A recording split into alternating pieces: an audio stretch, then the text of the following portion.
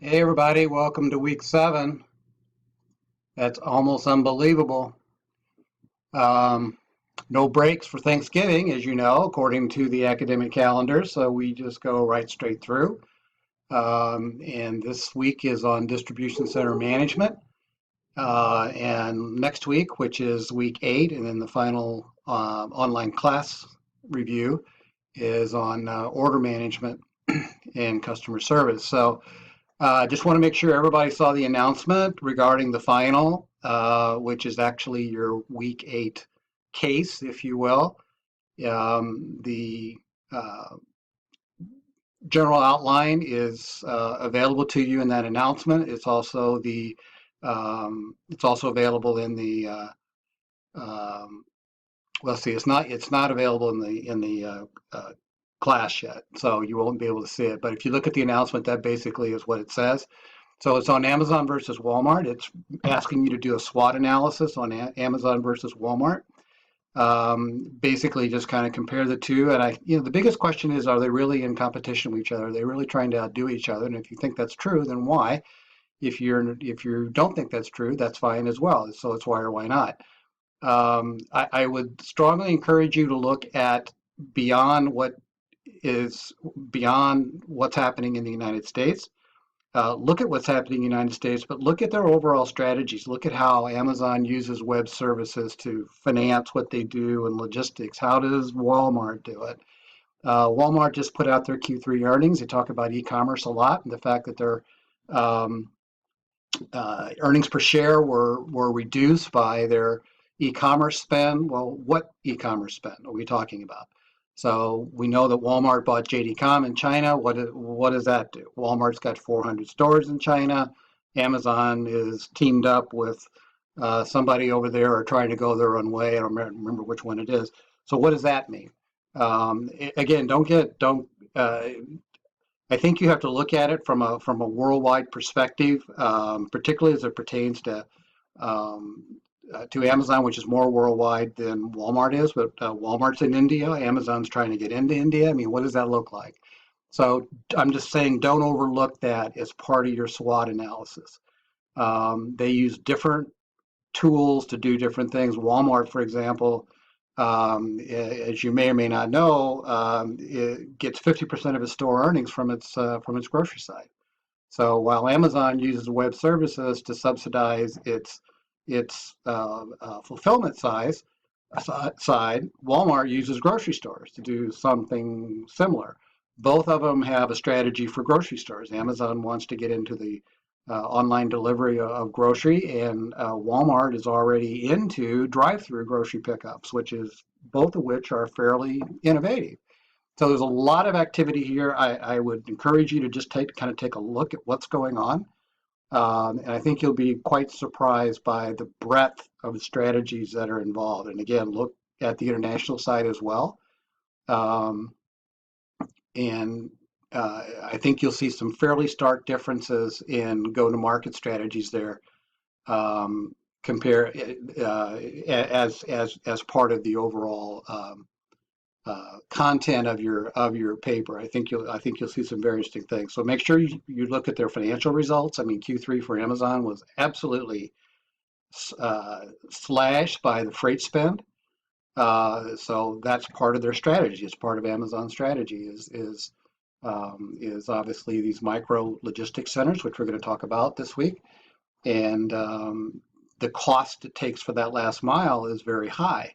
So because that cost to serve is very high, so there is a cost there, but they're still making money. So look at all that and just do your best to pull all that together.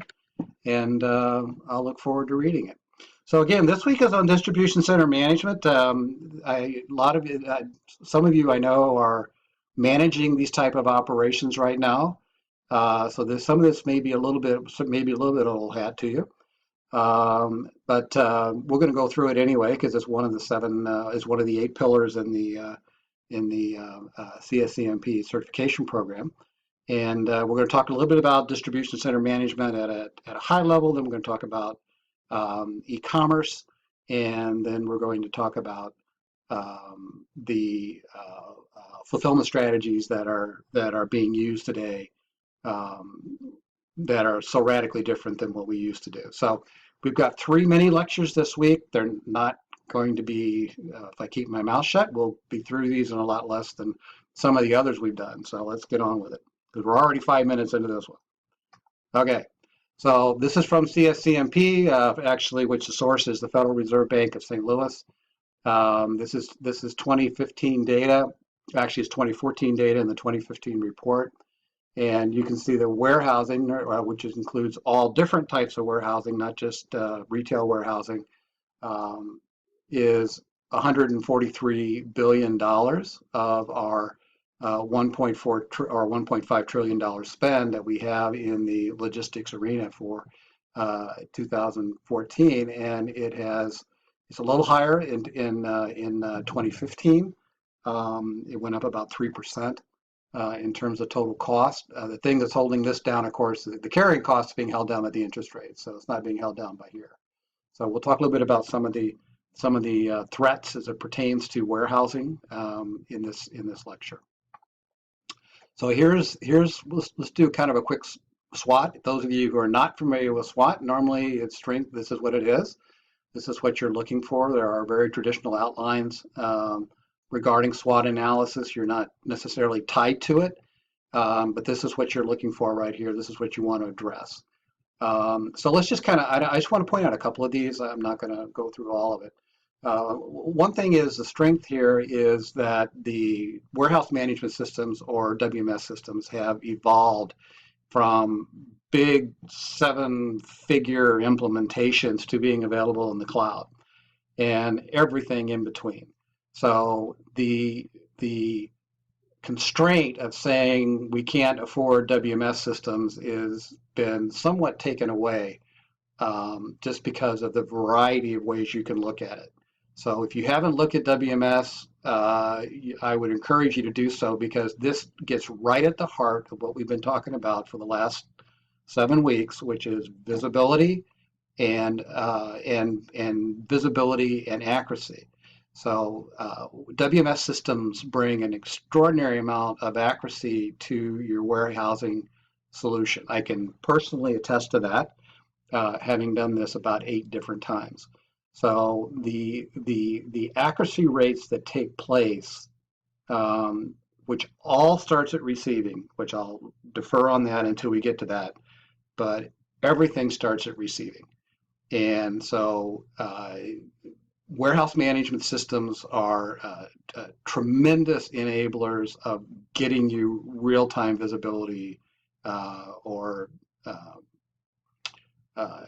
versus paper versus batch versus anything like that. So these solutions are out there. My only caveat to you is that if you currently use one of the major ERP vendors, look very carefully at their solutions, their solution partners. Normally the ERP vendor WMS systems are not powerful enough to do some of the more to do necessarily everything. So there's a little bit of a trade-off here in terms of functionality. So make sure you understand the functionality you need. That's the trick. Don't get functionality you don't need. If you don't need lot number management, don't get it. If you don't need first in, first out, then make sure that you configure your system around that. So just make sure that when you build your requirements that you look at not only third-party guys, but you look at your ERP or your main or your MRP system. Make sure that you try to integrate that, because that's going to make life one heck of a lot easier for you versus creating another data silo.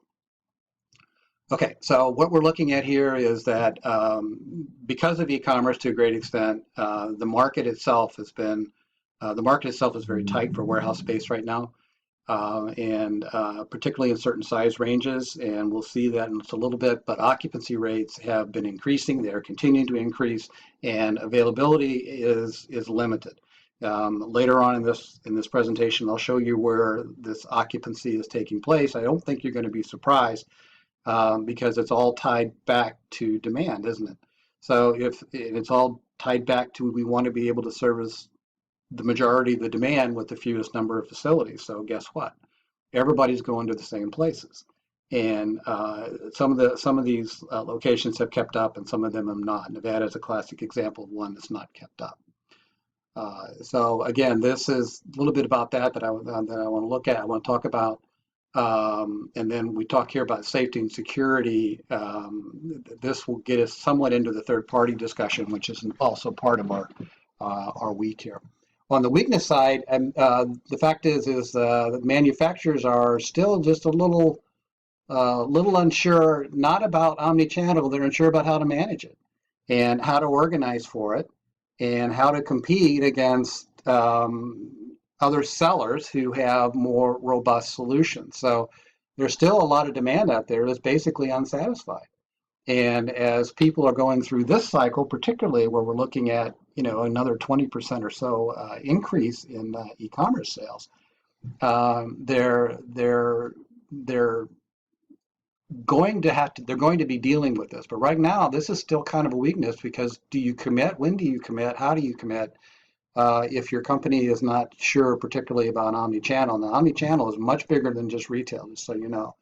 There's a huge trillion-dollar market in what we call B2B, which is also omni-channel, as part of the omni-channel. So B2B is business to business, obviously. I think you know that.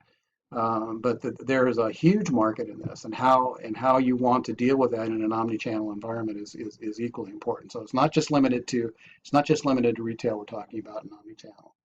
Okay, there is a problem here with the integration. There's again this whole silo thing is that there's best of class that people want to aspire to without considering the downstream or the upstream.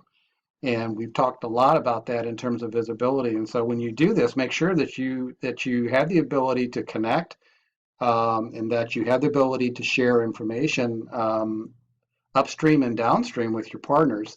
If you may find yourself in a situation where you need a third party, like a company like SPS Commerce, for example, who can translate your files into a file format that your customer can work with. This is particularly true in retail, where your larger players will tell you, this is how I want to see it in this structure, in this format, and that's the only way they'll take it, and they'll fine you if you don't do it. So this is not insignificant in terms of weaknesses. So there's a lot going on out there. That's why I get back to make sure that you have the ability to integrate and you're not creating another silo.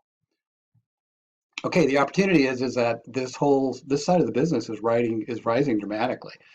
This week I had the chance to meet with the regional transportation management authority that's here, that's looking to develop regional initiatives, and she had been working with the Amazon, with her counterparts over in Edwardsville, and they're having a hard time filling the 1,000 jobs.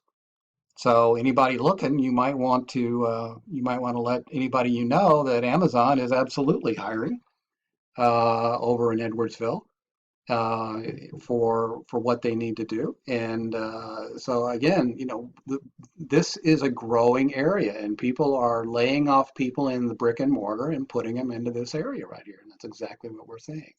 Likewise, Amazon is basically pushing back on their sellers and saying, if you're going to use our warehouse, you're going to pay a little more for it in terms of commission rate, or we'll just operate as a broker, if you will. We'll take your order and send it over to you. And so roughly a third of their business now is being fulfilled by the reseller. So that's a big change in their business as well, in terms of that particular segment, but they've grown other segments, like they've grown into appliances, for example, and stuff like that. So they again, when you look at it, I'll be interested to read what you come up with. Okay, so there's no question omni-channel is driving what's happening now, and so it still continues to be pushing decentralized and localized solutions. So that's an opportunity. If you're in the real estate business, that's a heck of an opportunity. If you're in the building construction business and you want to build a spec building, this is a good opportunity. If you're in the right area, which we'll see in just a minute. So again, this is the working situation, is that there continues to be a talent shortage that understands this. So again, I will say to you, if you can navigate your way through this and can bring some some working knowledge of what's taking place into the market, then you are going to get ahead. Panama Canal. We'll talk about the Panama Canal now. What does that mean about DC management? Well, we'll talk about that in the next couple of slides. The threats. We don't have a lot of people that want to work in warehousing anymore. We don't have a lot of people that want to drive trucks either.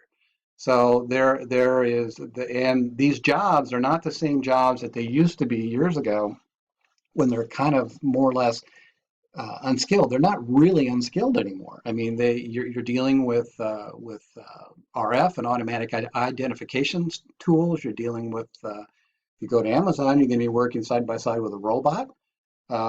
So there's more and more robotics coming online. So this, what we call cobot, which is we're going to have more and more situations where the robots and the human work side by side. And so these are not the same jobs. A lot of those jobs that were there are not coming back. You've heard that repeatedly. We talked about it even a little bit last week during our reshoring conversation.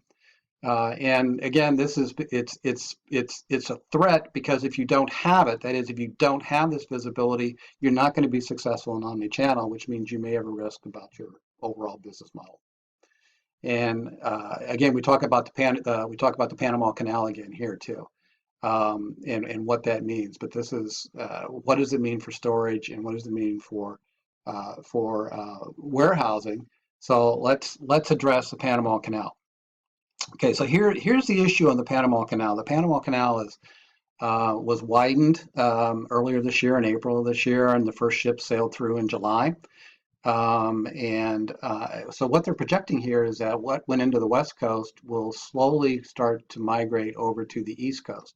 Why the East Coast? Because the East Coast is 50% of the GDP. So this stretch right here is basically 50% of U.S. GDP. So there's with the congestion that occurs here, and the congestion to connect up with the rail carriers to move it efficiently in an intermodal on a mini bridge to anywhere out of here, and the lack of availability of trucks, the lack of availability of chassis, the lack of availability of other kinds of services. People are taking the little extra time at a lower cost to go this way. So the projection is that you can see it right here in 14 is 65 going down to 50. That's a big change, because 15% of that is a lot of containers. While it's a huge increase in volume over here too. Much more than what they currently have. So we're talking more of a 50-50 split within the next two to 3 years. So this is absolutely huge. Okay, so this makes sense. It makes sense. You can go into here too. Okay, though the connections this way aren't nearly as good. So most likely it's going to go this way, and these ports right here are the ones that are going to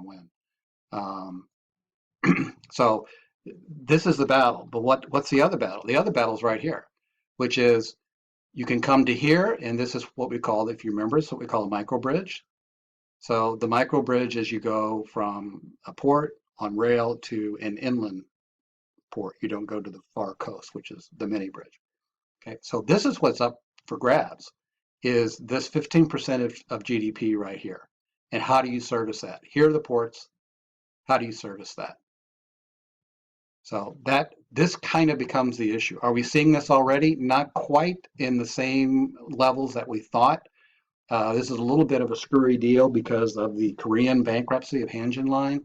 Of course, Korea is a huge origin point for consumer electronics and appliances. So this is going to muddy the water a little bit, but this is the battle. So you have this right here, and then you have, they don't include Texas in this, I would, but this is, because that's huge. So this battle is bigger than that, and then you have this. So you have these three battlegrounds that are going to take place, and whether the issue is, are the Um, are the ships going to go through the canal, which is already has delays because of um, the water level dropped to a point below where they can't take some of the bigger ships because they hadn't had any rain. So, as you know, we have the same problem here. Well, we have the same problem in the Panama Canal, which is nothing more than a lock across a bridge, across a lake. Sorry, I mean it's a lake. That's what it is. So, uh, this is a big deal. I mean, there are delays there. There's delays in LA. So, you as a transportation manager are going to have to make sure that you know what your forwarder is doing and that you're on top of this and you're managing the delays. Okay, so all right, so let's go kind of through this. So from a tactical perspective, what you want to do in a DC is you want to definitely want to manage your inventory better. You want to control your costs. You want to manage the facility. You want to improve service, and you want to reduce the error rates. So these are all. This is all applehood and whatever pumpkin pie. But this is what we try to do, and that's why we're so focused on technical solutions to make this work, because the cost of implementing these things have come down dramatically, and the functionality has gone way up. So the way that you do some of the things you want to look at here is when you're looking at labor, you want to minimize the number of touches. You want to minimize the amount of paper they have to deal with, and you absolutely want to minimize the travel time. And one of the things you can do in travel time is make sure that if you go out, you have a activity that takes you back to where you need to go. So for example, your people that are on receiving dock, they're doing put away, should also be able to do replenishment on the way back if it makes sense. A human can't do that. A computer can issue that instruction with the proper amount of information, and that's where your WMS is capable of doing that. So that's what you want to do. Again, you want to, but if you look at where your labor is, you focus on where it is, and you look at, well, what techniques can I bring into it to make it more efficient. In this case, you may be looking at different kinds of equipment, which we'll talk about here next. You may look at receiving and say, well, I'm spending 24% of my time there, and you just need to do the old gimbal walk. You need to go back and find out why. I mean, what is it that's taking so long? Can it be automated? Can it be standardized? Who are the shippers that are causing this to go upside down, if at all? How much time are we spending on counting inventory? How much lost time do we have on cycle counts because our inventory isn't accurate? You get all that back in many cases with WMS. Okay, so here's a good example of some of the equipment you work with. The message here is very simple. Nobody uses one. There's no DC in the world that uses just one of these. We use multiple combinations of these based upon the requirement. Obviously, not everybody has conveyors. This is a spiral conveyor. You see a lot of this with mezzanines, where you're using your height, and so you're picking more in the air. Some of you probably seen some of these commercials, and these companies are in the BDO commercial where they're using half the airspace in a 36-foot high warehouse. They're using about 24 of it. Well, with mezzanines, you try to use the rest of it. And you can connect it with tools like this. This is a fast pick area for an A-frame. There are now robotic picking stations that are out there in the right environment. But you can start to use different kinds of equipment. Most of the WMS systems rely on some form of a radio frequency tool, but there's still a lot of paper out there, as you can see. These are all different techniques, but believe it or not, robotics is still a very small percent of what's taking place out there. So these other types of solutions are being looked at first before companies are going to robotics, and that's the way you want to do it. You want to try to improve the process that you're in right now and lean that process, which means you have to do mapping before you start jumping from paper to robotics. That's a big jump. So that's up to you, but making that switch is a big one for sure. Okay. So we talk about omni-channel. We're going to talk about it next in the next model. But basically, when you get an omni-channel, it's much faster. You're not picking in batch. You're not picking in volume. You're picking each. So the whole idea is you can't wait to batch orders to get the highest efficiency because you have delivery time frames and you have to pick one, and it's just a different type of activity that requires a different type of a material handling solution and potentially its own dedicated area. Though that's very debatable in the research as to whether or not you want to do that versus just pick from any place that makes the most sense. Not that you don't have an area that's dedicated to piece picking, but you also want to have that same item if you sell it in a volume. You want to have that same item available as well within the same facility. Most of the research suggests that multitasking distribution centers are more efficient than dedicated fulfillment centers to specific activities. Now that's from the manufacturer or the distributor standpoint. From the retailer standpoint, that may or may not be the case. When you have multitasking, then you can then kind of leverage the seasonality that occurs and not have as many people involved in it. And then you can benefit from being able to flex yourself over into the piece picking and then flex yourself back to the other if you need it. But speed, efficiency, and accuracy are paramount. Well, this almost cries out for some kind of a technical solution like a WMS or a WES or whatever you want to call it, but some kind of a warehouse management system. E-commerce, again, these are a couple of things. I just want to call this out real quick. This is a robotic packing arm.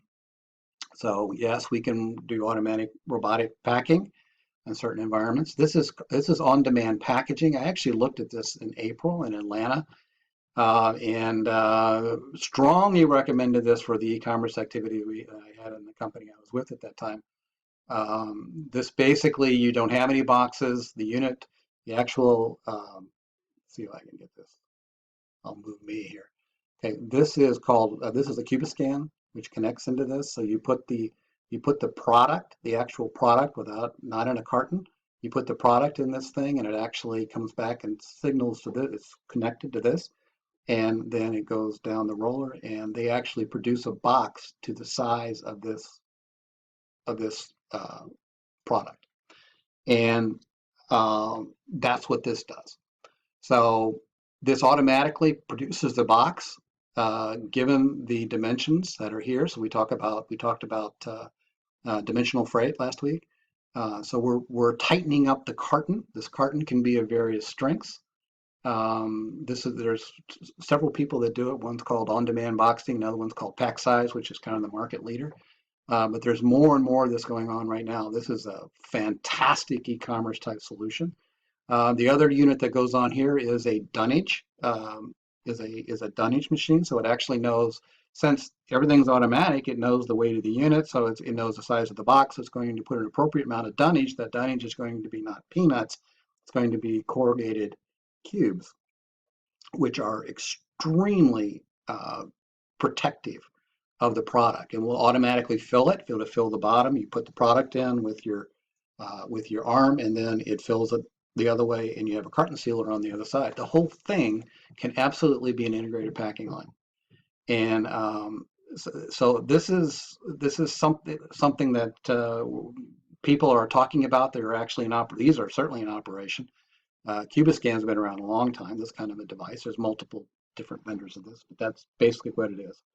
So redefining the pack station, redefining the picking line. I don't have a robotic pick station here, but if those of you who know Amazon, they talk about Kiva. Kiva does the pick, actually brings the whole thing to the pack line. The packer takes the unit they need, Kiva takes it back, and on you go. So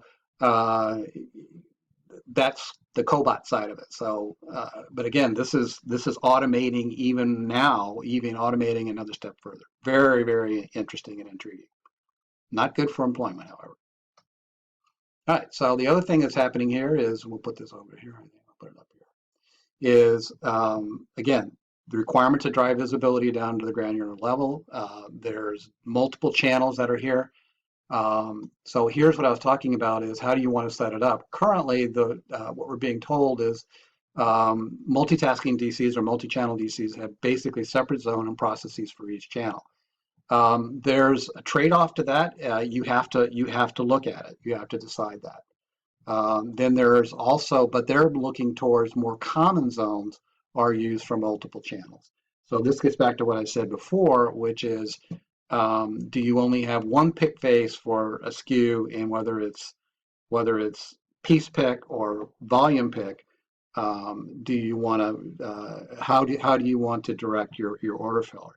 I can tell you there, and you can put criteria in these systems that say if it's over half a pallet, for example, you pick it from overstock. So I mean, there's lots of ways to work around this. Um, Done this a lot over the years, and certainly the technology has gotten a lot better. But look at this. So basically, just kind of keep this in mind. 45% have an online and a store fulfillment set up in one DC. 27% have multiple DCs. This is either dedicated to online or store fulfillment. This is like either Walmart. Well, yeah, Walmart. Well, Walmart uses stores. This is like Amazon and their micro centers. So, and then you have others that don't do this. So they're more your traditional regional DCs. So the tendency for e-fulfillment is to go in this direction. However, the vast majority of warehousing, of course, capacity is still sitting over here like this. Because e-commerce is still only 10%. I mean, it's just not there yet um, in terms of the single piece. B2B is pallet loads. It's more of a liquidation type thing or a product. Though it's used for sourcing for sure, but you're shipping basically to a distributor who's buying a full pallet. Okay, so the channel growth. Well, the channel growth in e-commerce is been traditionally this year we're looking at 25%. Last year it was roughly 10. Um, so 10 to 12, I think it was last year. So we're looking at tremendous growth in this. You can see the numbers here. This is coming out of brick and mortar. And this is the source we're looking at right here.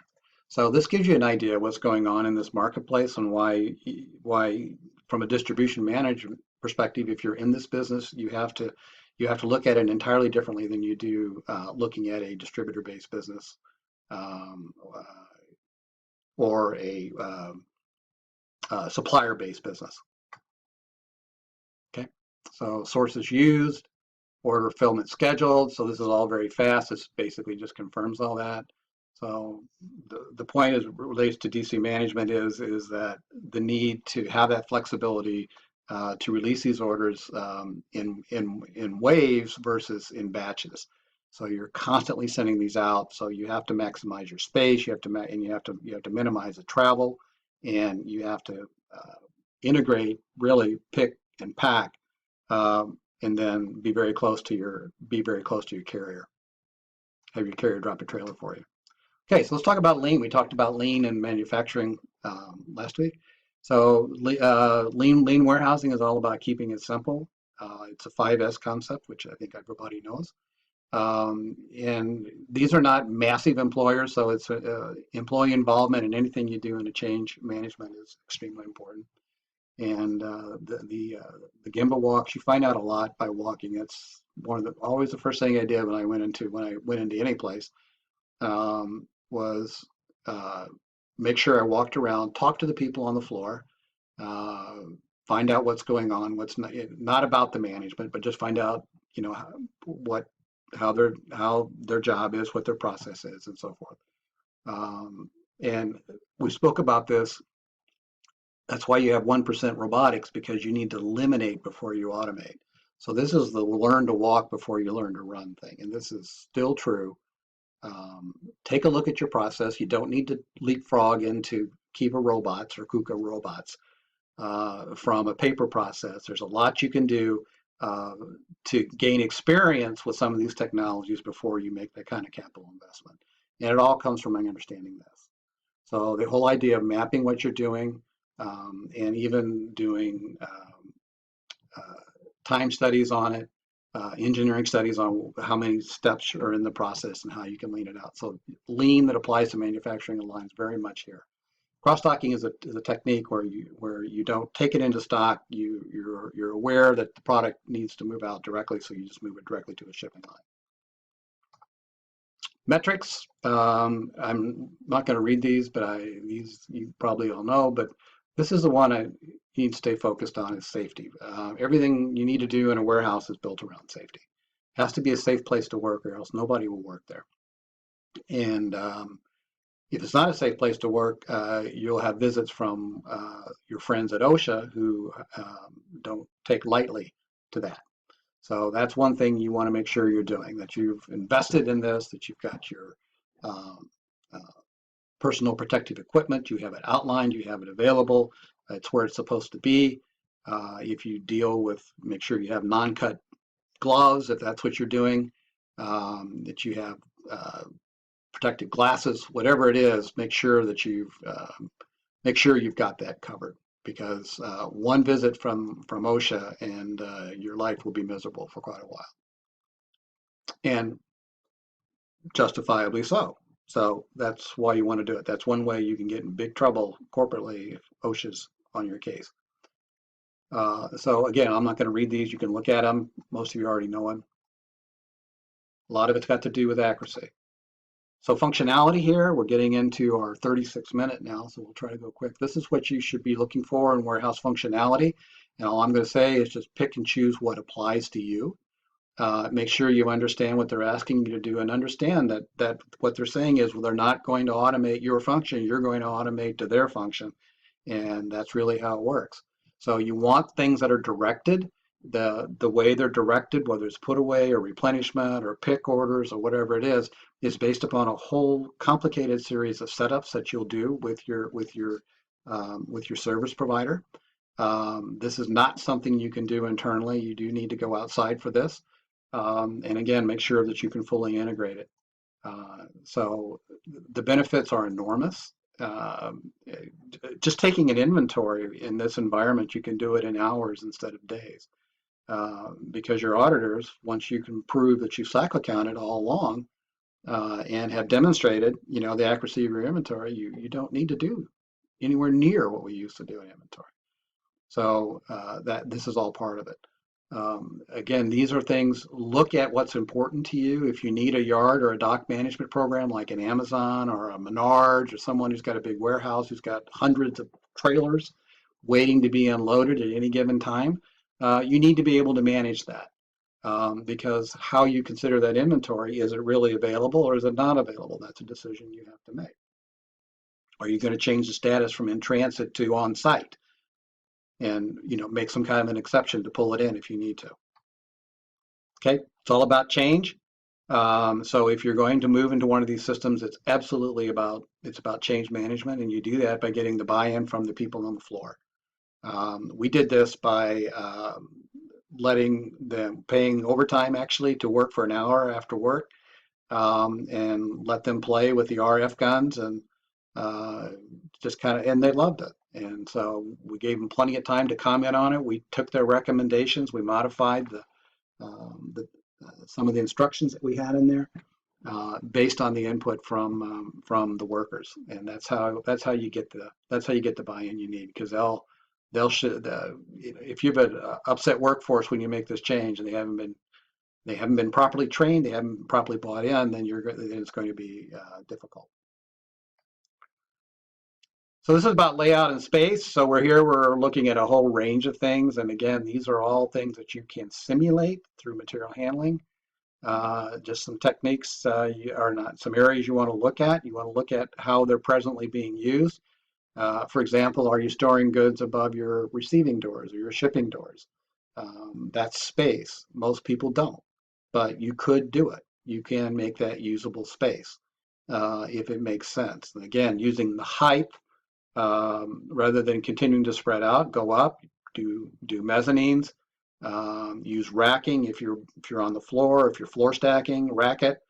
Again, there's an ROI on it, of course, but it may keep you from going out and getting another building. So depending upon how you're growing. So a lot to do in this space right here. And then finally, last one here, safety. As I mentioned to you, look very close at all the safety issues concerning your operation. Keep in mind that there are generally OSHA rules about all these, and you need to be familiar with that as well as your local fire department rules. You will have fire department inspections, so make sure that you've got all of your devices have been properly certified and maintained, and that you have records that you have been training people on things like this. Same thing with forklift. Your forklift driver should be certified and then recertified. And you're doing everything, same with noise abatement. So make sure you have earplugs if you need it, on and on and on. All this stuff, this all gets back to 5S. Ultimately, if it's clean, if it looks clean, it probably is clean and it's probably functioning right. So this brings us to the end of mini lecture 1. So we'll come back and talk about third party.